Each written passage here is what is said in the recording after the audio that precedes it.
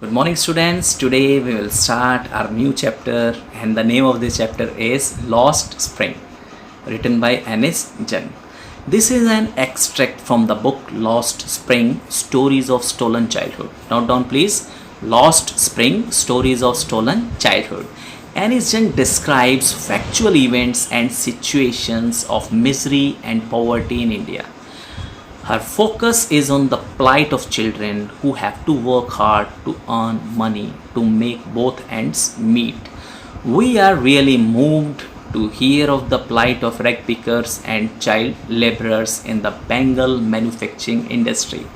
What is shocking, now I just tell you, what is shocking is that there is almost no hope for any improvement in the living conditions of such children. Clear? This story is divided into two parts. This story is divided into two parts. Now, first of all, we will do the first part. First part is related to Sahib-e-Alam and second part is related to Mukesh. Now, you see, the author met Sahib.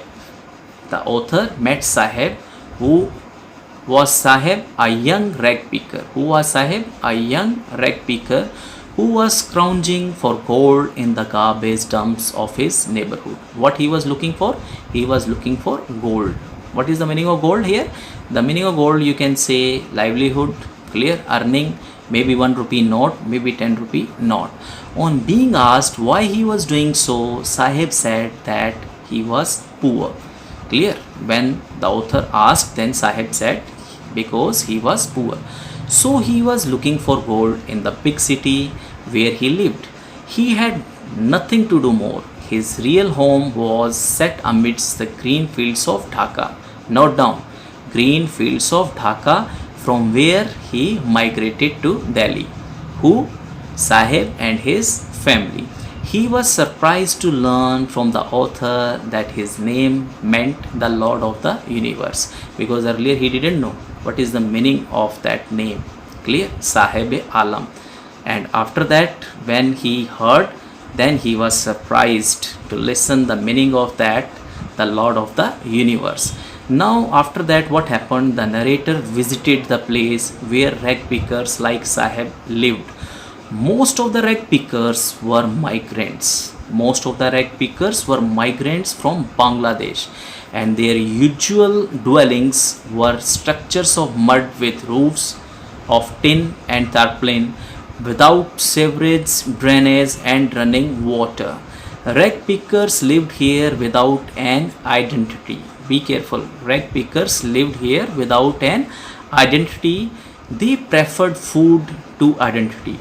They earned their bread and shelter by picking rags. A chance rupee or a coin in the garbage sustained their hopes. Then after that, what happened? The rag picker Sahib wanted to wear shoes and play tennis. What Sahib wanted? Sahib wanted to wear shoes and play tennis. One winter morning, when the author saw him watching tennis, then he himself was wearing tennis shoes. Who? Sahib. There was a hole in one of his shoes. Be careful. There was a hole. There was a hole in one of his shoes, but it did not seem to bother him. Why? For one who had walked barefoot, even shoes with a hole was a dream come true. Clear? And then after some days, the narrator soon found out that Sahib had started working at a tea stall. He was paid 800 rupees. How much? 800 rupees and all his meals. The narrator asked him if he liked his job.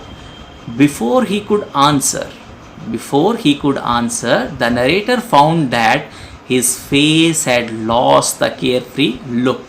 The steel canister seemed heavier than that plastic bag. Once again, just pay attention. The steel canister seemed heavier than that plastic bag that he would carry so lightly over his shoulder. The bag belonged to him, but canister belonged to that man who owned the tea shop. Sahib was no longer his master. Clear? So now in this way, the first part is over. Now we will start second part. Second part is related to Mukesh.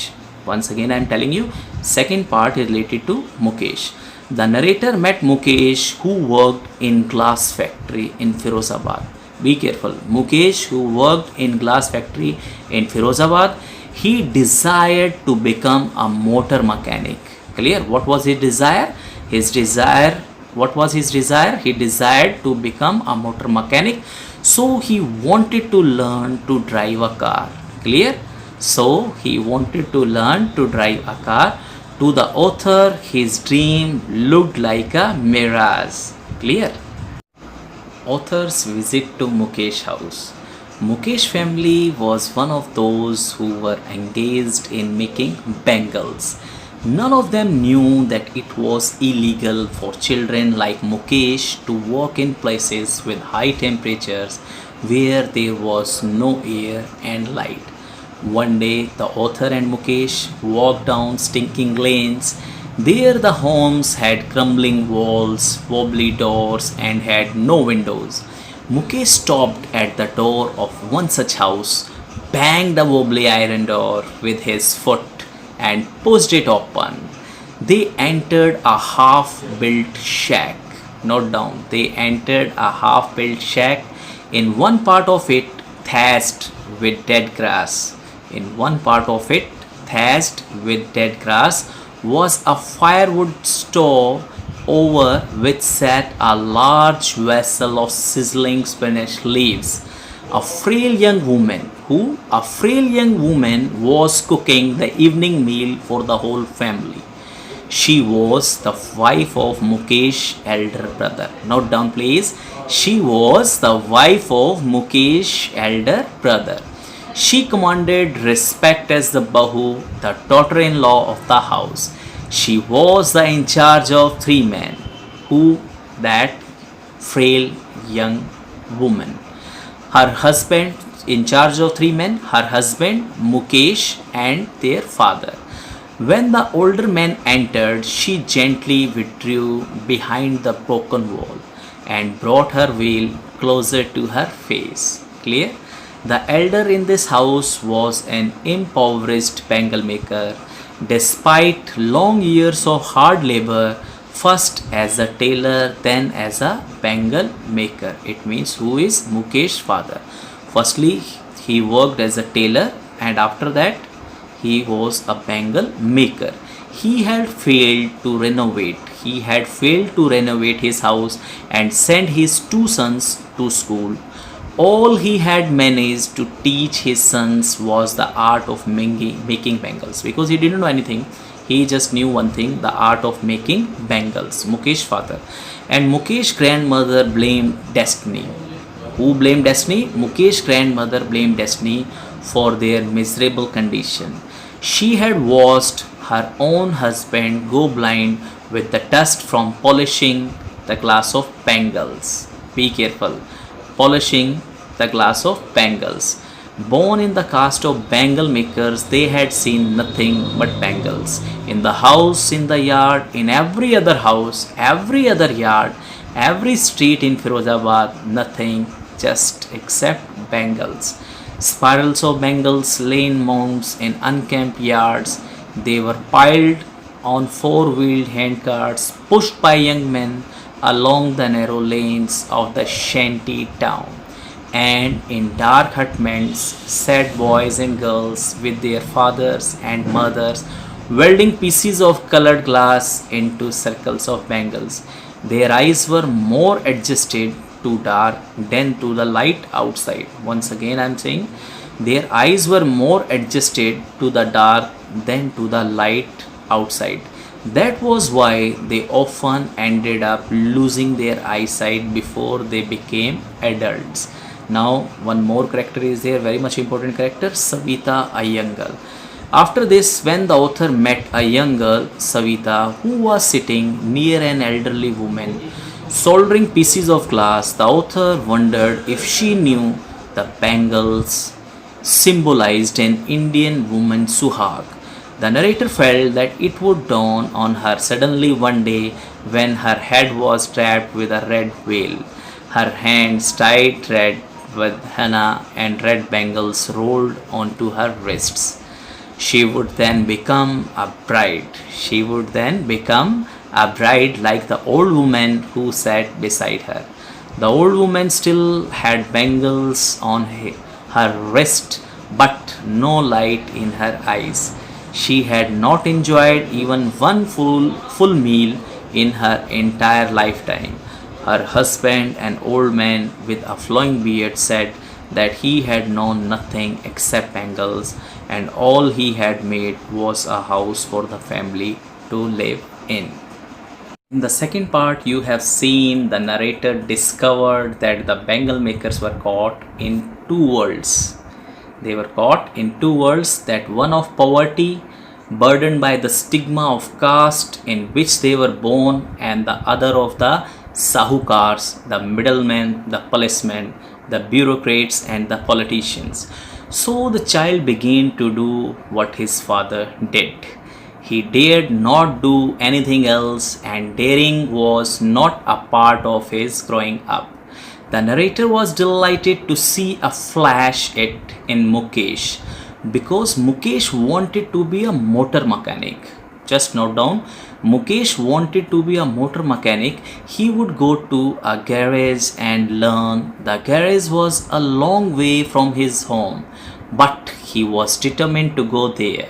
So he would walk up to the garage. When the narrator asked him if he dreamt of flying an aeroplane, he felt embarrassed. He was satisfied to dream of cars that he saw hurtling down the streets of his town. So this was the story of Lost Spring, and the second part is over. Now we should discuss about the theme of this story. Lost Spring focuses on the fact that those poor children who have to work hard for living soon lose their childhood and youth. They can only dream of good and respectable jobs but get no opportunity to rise from their present situation. Be careful.